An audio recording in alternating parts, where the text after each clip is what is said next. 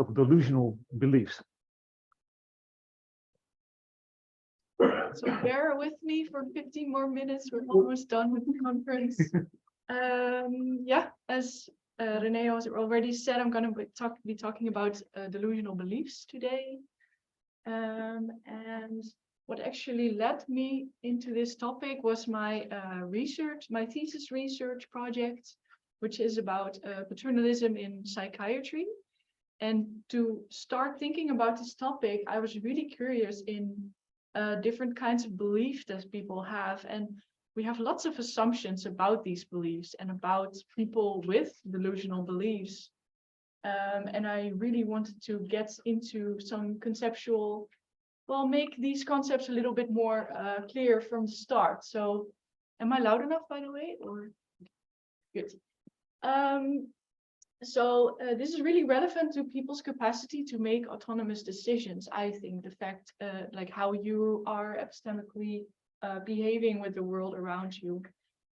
This debate is going to be centered around, like, the example I'm gonna discuss is basically from the DSM-5 definition of delusional disorder.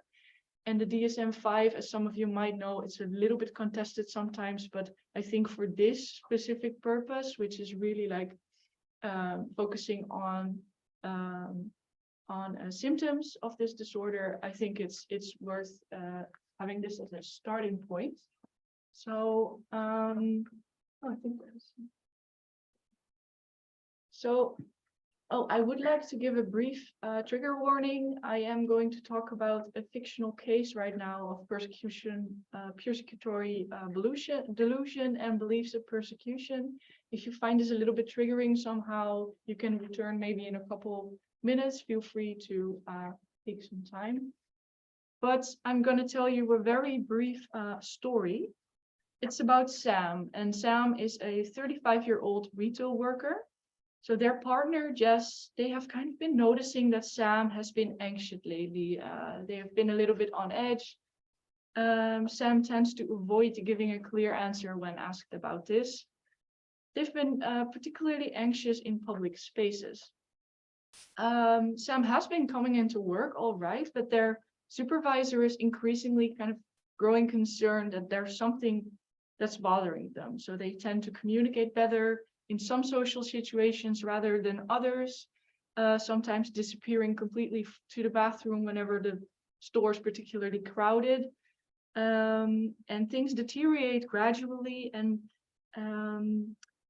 at one point, Sam comes home and they start closing all the windows, kind of locking all the doors, like really anxious behavior. And upon confrontation, they say, like, oh, they always follow me home. So this is, their partner is really distressed by this claim. And the next day, their partner, Jess, they pick Sam up from work and they travel home together. Sam keeps pointing out other people on the streets, like, oh, they're looking at me, right? And Jess tries to check this for Sam, and they just see people just going about their own way, but kind of glancing in their general direction. So, and whenever someone appears to go the same direction as they are, Sam is really quite convinced that they're following them home, actually. So then Jess really tries to explain, no, it's just a coincidence. They're just having they're just walking, they're just going to their own thing. They're really not following us, I'm pretty sure. But Sam is not really comforted by any explanation that Jess can offer. So, what are delusional beliefs? This is actually, it might appear easier than or it's more difficult than you might think. So according to the DSM, which is usually taken as a starting point, delusions are fixed beliefs that are not amenable to change in light of conflicting evidence. We don't learn a lot from this. So not much more is said here in terms of a definition. Some examples are given that they pretty quickly go into symptoms of delusional disorder. Lisa Bortolotti, who greatly inspired my my research on this topic, she identifies kind of in the clinical and empirical literature, she identifies this trend that like the most influential definitions are that delusions are epistemically irrational beliefs. Well, what are epistemically irrational beliefs? There are a few things we might consider in terms of giving an answer to this. So one thing that comes to mind in a lot of literature is beliefs that are somehow neutral in terms of emotion. So beliefs that are really made without the big influence of the emotions. So for instance, McKay et al., they explain how delusional beliefs kind of offer this way of easing tension between two kind of conflicting emotions that people might have, and that delusions kind of come up as a way of like easing these emotions. An example that's often is given is when it concerns a delusion that your partner has actually been replaced with another person. This is often explained like we can really interpret this metaphorically as they feel differently towards their partner than they have done in the past, and this is really shocking someone. They really don't want to feel that way, so they try to like come up with some way of rationalizing these emotions, and out flows a story which is then defined as the delusion. So it is not, however, actually clear that belief formation, whether it is irrational or rational, is at all possible without emotional influence. So, for example, Spacio and Adolphs, they claim that actually both emotion and cognition are required for any belief formation. So we can also question whether it is at all possible to even form beliefs or to even speak of beliefs as being separate from emotion. So speak of cognition as being separate from emotion. Like, are human agents even able to like switch off or be fully aware of their emotional states at any time? So this might be fun to return to this in the discussion. Let's look at epistemological theory and what does this say about rationality. So for instance, epistemologist Duncan Pritchard identifies a close connection between the rationality and irrationality distinction and justification. So they say that irrational beliefs are beliefs that lack appropriate justification. So our goal in behaving in an epistemically rational way is to attain arguably as many true beliefs as we can, right? This doesn't get us very far again, because we can also just, this is an example that Pritchard gives, just take a telephone book, which still existed in that time, and just memorize phone numbers, right? But arguably these beliefs aren't very interesting or they don't really guide our behavior in important ways. So it's important that these beliefs are kind of non-arbitrary, as I call it.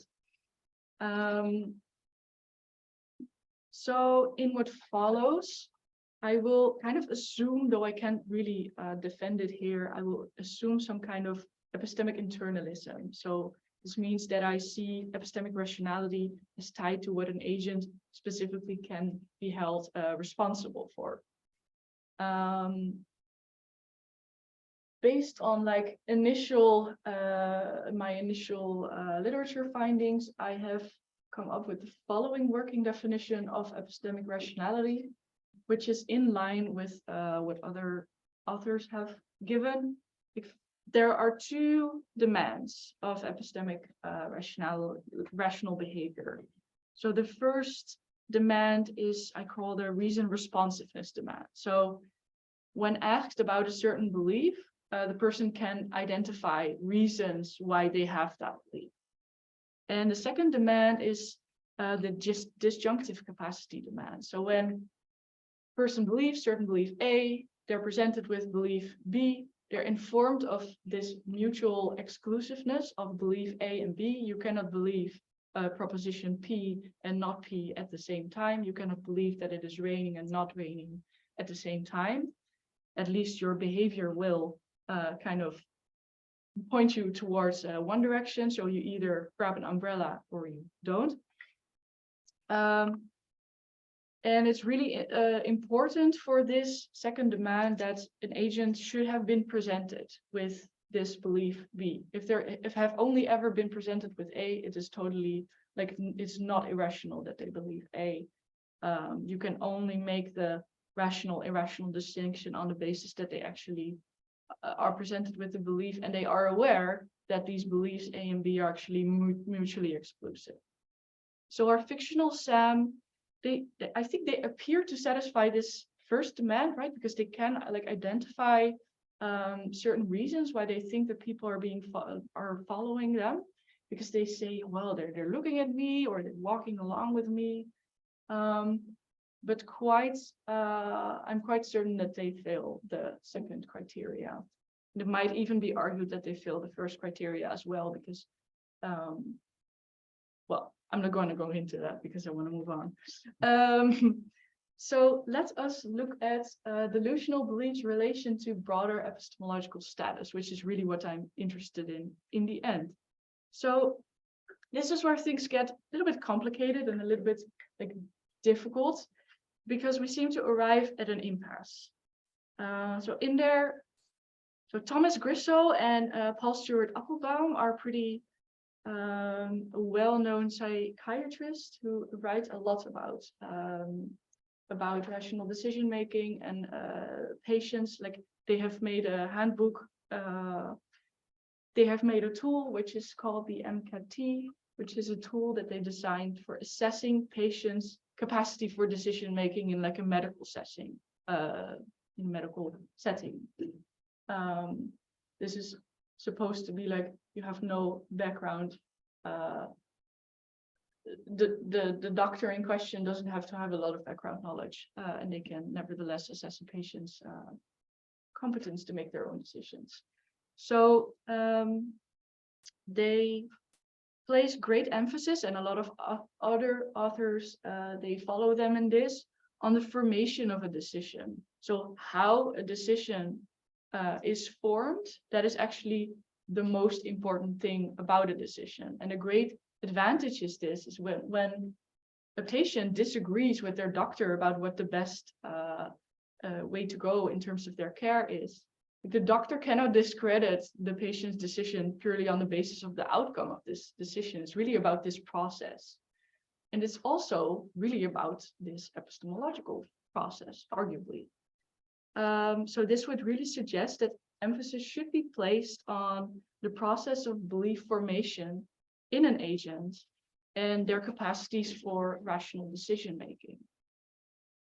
However, if we want to place the rational irrational distinction kind of at the level of belief formation, then the epistemological status of a delusional belief as irrational or as coming about in an irrational way could be regarded as evidence for the patient's diminished capacity for autonomous decision making.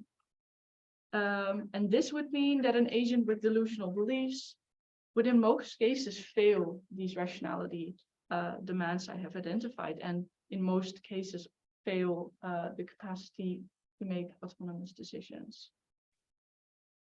So there's something undesirable about this conclusion, because normatively we would really wish to avoid questioning someone's capacity for autonomous decision making on the grounds that they have delusional beliefs.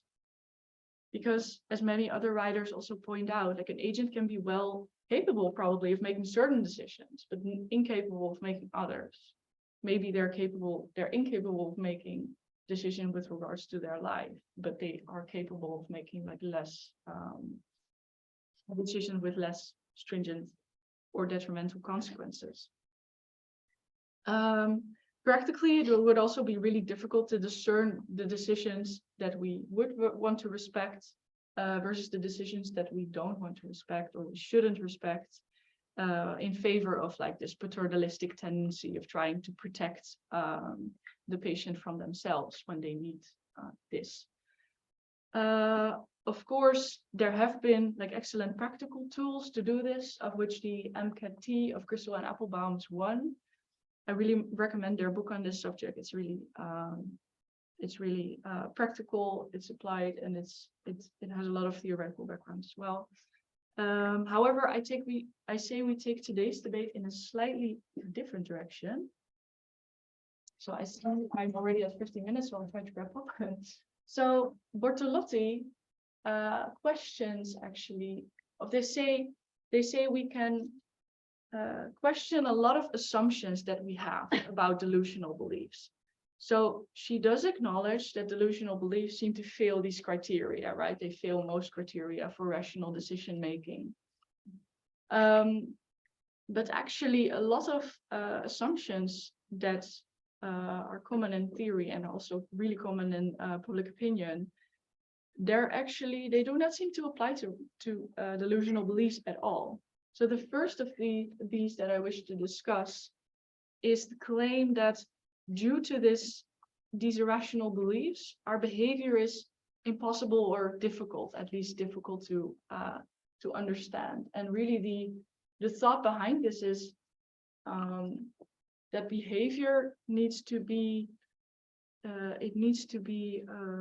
somehow logical in order for other people to be able to understand this behavior. And when behavior seems erratic or reasons for behavior seem like we cannot really understand these reasons, makes it really hard, right, to understand behavior. And it can also make us really skeptic about what this person is going to do next. So it gives like this impression of not being able to fully trust in this person. The second claim is that these beliefs significantly compromise our well-being and our access to the truth. And especially this well-being, I think this is clear when you look at the example of Sam, because they feel really quite anxious, right, because of this belief. Actually, Bortolotti kind of turns this around a bit.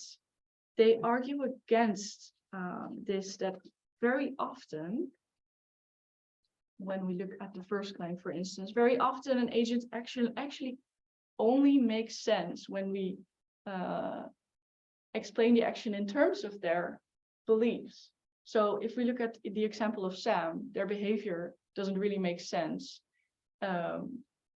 if we don't take their own explanation of this behavior into account. So the common move is really in terms of people try to understand these beliefs as some metaphor, as a metaphor for, oh, I'm feeling some unease. We have also seen it in an earlier example, but actually, sorry. Yeah, it's reasonable. It's actually quite reasonable to be very cautious if you think you're being followed home, right? Because you're uncertain with what these people's intentions are. So Sam's claim is not best explained as they feel as if they're being followed home. It's best explained as, oh, they're really following me. And it would also account for the severity of their anxiety, which we would not be able to accommodate for that metaphorically. So the final point that I wish to go over that Bortolotti rebuts is that the adoption of delusional beliefs allows an agent actually to ease anxiety and retain an epistemologically fruitful grasp on the world. Because the hypothesis is really that a delusional belief is formed as a result of all these hypersalient, she calls it, stimuli, which are stimuli that the person in question cannot really account for, that it confuses them. And the exact cause of these stimuli is of course really hard to determine, and this might also be an empirical or psychological question, but this is at least the hypothesis that is common. And these stimuli really result in their epistemic abilities being compromised quite significantly.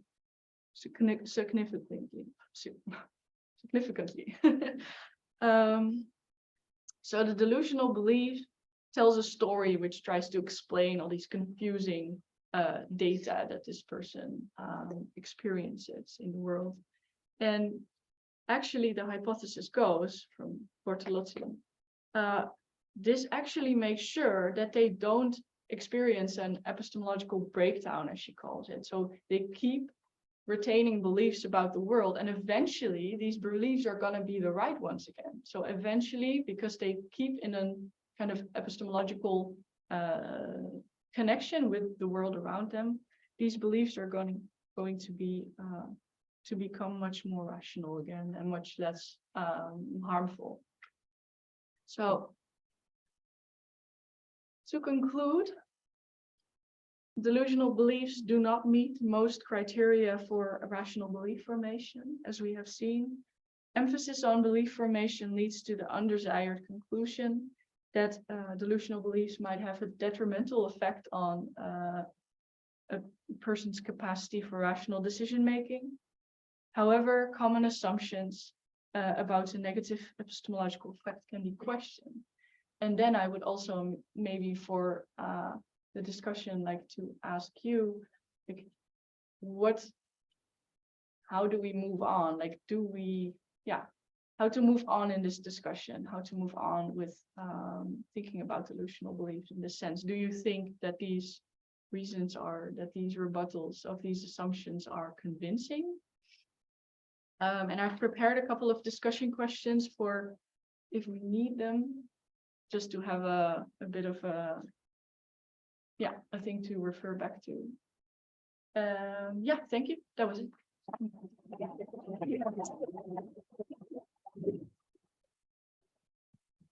Thank you much. Really interesting questions. Yes, please. Yeah. So this is more than a critic. I just want to ask about compare types of literature. So when you talk about the difference of rational and irrational beliefs, for me it doesn't make a lot of sense to differentiate, because you're making a big assumption here that delusions are based in beliefs, and beliefs are this entity that is separated from our environment. So that's okay, that's what the DSM follows, and that's what a big part of the cognitive community follows. But there's also other interpretations of delusions. Instead of beliefs, they talk about functions. If you talk about functions, you don't need to be rational, because functions are completely rational. As an example, if Sam is looking for something in the street, maybe it's because you don't need a belief to explain that, but you can explain that through, okay, that function is the function of that behavior is for evitate thoughts about some other problems. So I did a suggestion for checking literature in psychology of behavioral analysis, that I think it would be interesting to combine. I did give this. Thank you for your feedback.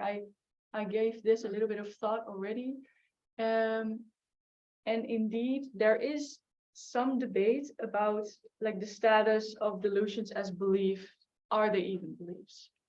The way at least the way I see it right now, is that when the person having the belief, the delusion, let's call it just the delusion, engage in action, and they kind of rationalize this action by referring to this delusion, then I think it kind of functions as a belief, right? Because a belief, well, that's of course always also a debate, but a belief kind of results in kind of this action desire, this action readiness. So if you're confronted with a stimuli to behave in a certain way, it triggers and you behave in that way. I don't know if that satisfies your question, but the important part is commenting what is irrational. Like, is it really rational or different qualitatively than the rational point of view. Yeah, yeah, and that's also Bortolotti's point that it's actually, if we say it's irrational on the basis that they're epistemologically bad for us, let's say, then they're actually not irrational because they actually help us retain this epistemological grasp of the world, and yeah, they might actually be at the time very helpful. It becomes difficult when the sustaining a belief becomes actually more harmful than the beliefs themselves. So in cases of long-term schizophrenia, then the delusional beliefs might actually be quite harmful. But yeah. Okay. Yeah. Other questions? So I thought the best account of epistemic rationality that I know of was offered by Richard Foley. So he has a theory of epistemic rationality. It's from the 90s of the previous century. So you might want to look into that. That's he distinguishes many notions of rationality, and I always thought it was really good. And also another thing that struck me. So what's the goal of cognition, or what's the goal of belief? And so you rightly said that at least many epistemologists will say to form true beliefs, but they will always add and the avoidance of false ones. And these are two different. Those are two different aims, because if you aim for forming beliefs that are true, then that might urge you to form as many beliefs as you can, so to speak. Also false ones. Also false ones, because you know the chance that you will have more true beliefs increases as you increase the number of beliefs. So that's why it has to be corrected by avoiding false ones, because and if you only have if the only goal of cognition would be to avoid forming false beliefs, you know, then the best strategy would be to form no beliefs at all, because then if you have none, then you won't have false ones either. Yeah, so this is what Pritchard pointed out as well. Yeah, this goes back to William James. That Actually, it's really hard to like pick one of these to pick a quantity is really hard, because it eventually leads to some behavior that's actually not epistemologically rational at all. For instance, the just arbitrary belief seeking, and also arguably it doesn't matter if you have a lot of false beliefs that are like really arbitrary. It only matters insofar as they really influence your behavior. Any other questions? Yes, please. No. I'm sorry. The person behind you. Yeah, you. You? Yeah, you. I thought you had your hand up. No. Then I thought the wrong hand was back to the wrong body. So sorry for that. My question is about this MACAT, I think it's called, this test, because I know nothing about it, but isn't there in that test already contained some kind of implicit or explicit recognition that surely if you want to demonstrate that someone is maybe irrational or not capable of autonomously forming beliefs, that the basis on which you judge that maybe someone isn't, there has to be someone in the vicinity of the domain in which judgment are being made, right? Because I assume that if someone has to decide whether or not they should get a treatment, then if this person holds some totally unrelated delusional religious belief, like surely there are such things, then the test will not complete like, well, this person is medically not autonomous. So isn't there already kind of like, I don't know, some kind of tools in this test or in this way of thinking for recognizing that? And I suppose it's kind of like an implication of thinking about this for me, that it's kind of like domain dependent whether or not you're rational. I think I get what you're asking. Correct me if I'm wrong. I don't know how I would answer that from the MCAT, because I haven't studied it like enough for me to be able to answer that. But I think in general, I think we might say that usually these kind of delusional beliefs are defined as beliefs that also don't people that share your kind of social and religious, also religious background, they don't have the same beliefs as you. So if you're part of a church, for instance, and of course this whole church has some basic like core beliefs about the rebirth of Christ and about it's only a delusional belief insofar as like the people in your immediate surroundings, they really do not share this belief. So people, for instance, who think that they're the Messiah, like no one really. But that's of course difficult because people often joke that if Jesus were to be living in this time, he would surely be. They would surely think that he would be crazy, or yeah. So that's a really hard question. Like religious beliefs are I think your research team also does some. Right, we do some. Yeah. Right, we do some something on religious belief, but also extremist beliefs. Yeah, but yeah. So we are not at all inclined to think that the religious beliefs are as such delusional as Richard Dawkins has it. You could say it's a type error, or it's how do you call this? That it's what? Category mistake. Yeah, I mean yeah. That it's you cannot really subject religious beliefs to this distinction at all because they're of such a different nature. They're much more like phenomenological. Yeah. Yeah, sure. Yeah. All right. So thanks much for your really interesting